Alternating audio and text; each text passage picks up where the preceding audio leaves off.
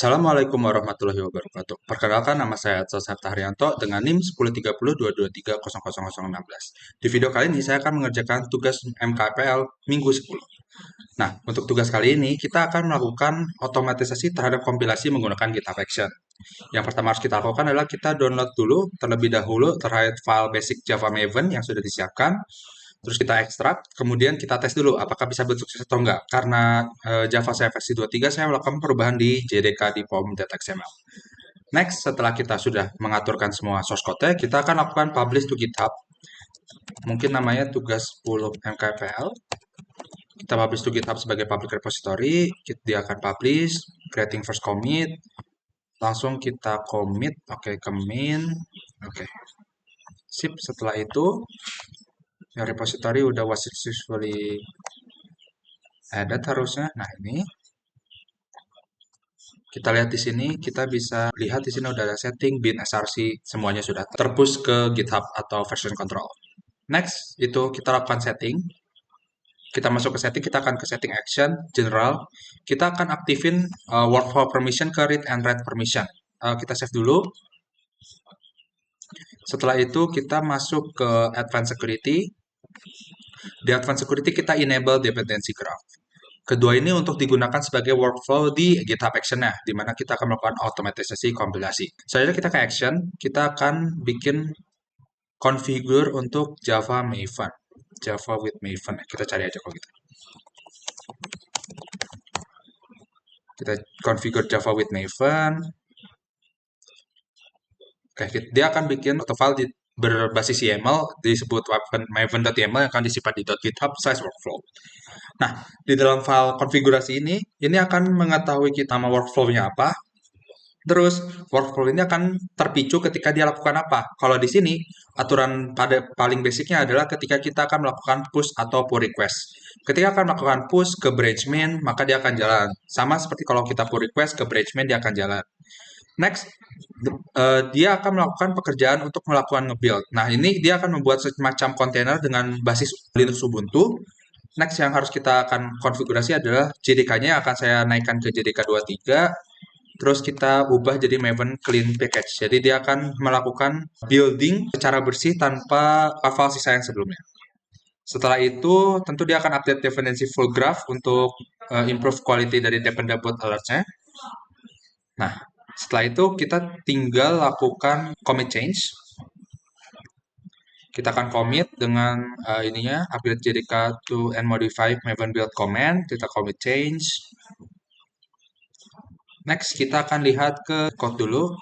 Di code itu udah ada GitHub workflow-nya ya, sudah ini. Kita load action, dia akan lakuin namanya, melakukan langsung workflow-nya.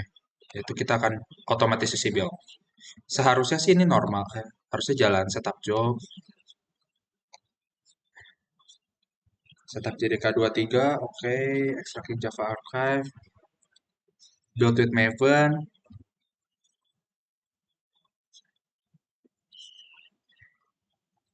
Oke. Update dependency graph. Dan terakhir, dia akan post run action checkout untuk job cleanup. Nah, seperti ini maka build-nya sudah berhasil. Dia akan melakukan otomatisasi build.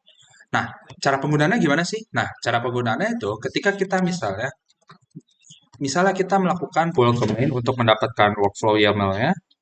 Terus selanjutnya kita akan melakukan perubahan di sini. Misalnya contohnya saya akan menambahkan satu function set count. Di driver.java juga kita akan panggil set count-nya di sini. Counter.set count 10, maka kita minta print count set get count. Oke. Next, yang kita akan lakukan adalah langsung push saja ke GitHub, git add, git commit, street m. Kita mungkin pakai message yang ini, git commit, fit as supplement function set count. Selanjutnya kita git push origin main. Nah, setelah dia push, maka secara nggak langsung workflow action-nya akan berjalan di sini. Workflow action akan berjalan. Maka dia akan lakukan kompilasi build secara otomatis. Seperti itu.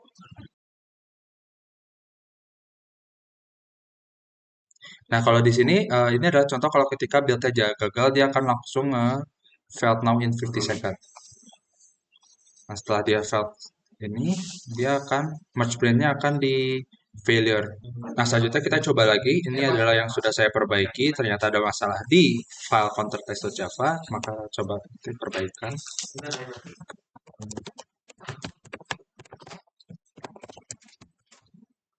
Next, kita enter, kita git push origin lagi. Setelah itu kita lihat di GitHub ya. Selanjutnya kita cek di GitHub Action lagi, apakah actionnya sudah terjadi atau enggak. Kita lihat build-nya. Seharusnya dia akan berjalan normal. Nah, build sukses di sini. Nah,